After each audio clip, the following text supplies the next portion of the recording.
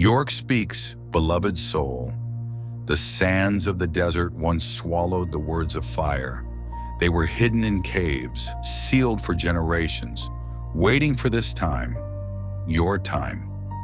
The scrolls were not lost. They were planted like seeds, entrusted to silence, until the hearts of humanity would be ready to receive them again. Now the seals are broken, and the wisdom that once whispered in shadows rises to meet your awakening soul. The story of the hidden scrolls. Nearly 2,000 years ago, men withdrew from the world into the barren hills near the Dead Sea. They lived as guardians of mystery, writing words upon parchment, concealing them in jars, and sealing them within caves of stone. These scrolls, now known as the Dead Sea Scrolls, carried fragments of law, prophecy, mysticism, and cosmic vision. To the world, they appeared as the relics of a sect. To the historian, they are artifacts of an ancient brotherhood. But to the awakened soul, they are more than history. They are echoes of a secret covenant. For why were they hidden? Why preserved, buried in silence for centuries, only to be found in our time? Because their true message was not for then, but for now. The concealment was itself a teaching, that divine wisdom is sometimes withdrawn from sight, like the sun veiled by night, only to re-emerge at the appointed dawn. York whispers, the desert was not empty. It was a womb. The scrolls were not forgotten. They were waiting. You are the generation for which they were written. Kabbalistic resonance, the secret of concealment. In the mystical tradition, concealment is never absence. The Zohar speaks of the tzimtzum, the contraction of the infinite light, leaving behind a reshimu, a trace, a subtle impression of divine presence. The hidden scrolls are like that reshimu. They are not the full blazing sun of revelation, but a delicate trace, a fingerprint of divine wisdom impressed into parchment. They waited beneath layers of earth and time, just as the soul's deepest wisdom waits beneath the layers of mind and memory. From Nahar Chaim we hear, true spirituality is not a system of belief or ritual. It is the movement of the soul itself, alive and flowing like an endless stream.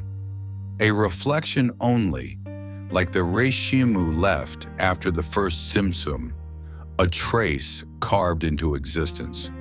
The scrolls themselves are such a trace, not the full essence, but the reminder, the resonance, guiding us to rediscover the living truth within. The false spirituality, Esau, and the weariness of the hunt. The scrolls also testify by contrast, for they show us what happens when the search for the divine becomes a hunt without rest. In Nahar Chaim we read, false spirituality is the spirituality of Esau, who said to Jacob, feed me, I am weary. Esau ran in exhaustion after the unreachable divine, like a hunter in the field, only to collapse in hunger. Religion in its outer form is the food of Esau. Rituals, charms, beliefs, systems of thought. They are but substitutes for the weary soul that has lost its way. How many have pursued the divine through endless rituals, laws, and performances, and found only weariness? Esau's hunger is not satisfied, for he seeks outside what can only be found within. Jacob, by contrast, represents the quiet truth, the inner alignment, the willingness to wait and to reflect. The scrolls, sealed in silence, embody Jacob's way, not the noisy pursuit, but the hidden truth, preserved until the time of unveiling. York speaks again, do not seek God in the noise of the hunt. Do not measure holiness by the weight of rituals. The true path is the stillness of Jacob, the reflection of the inner mirror. Redemption is not in the field, but in the heart. Redemption as inner unveiling. The return of the scrolls in our generation is a mirror of the inner return of the soul. For what is redemption, if not unveiling? The exile of the scrolls parallels the exile of the soul. For centuries, humanity's deepest truths were hidden beneath fear, dogma, and distraction. Just as the scrolls slept in their caves, so too the soul slumbered beneath layers of forgetfulness. Now both awaken together. The scrolls emerge from the earth, and the soul emerges from its exile. Both reveal that the true temple is within. From Nahar Chaim, the human being needs no ritual, no dogma to touch the divine. The path is the movement of the soul itself. When purified from illusion, the soul becomes a clear mirror, reflecting its own image, the image of God. This is redemption, not an external event alone, but the inner awakening of countless souls, each becoming a living scroll, each revealing the divine word written upon the heart. Signs of the new era.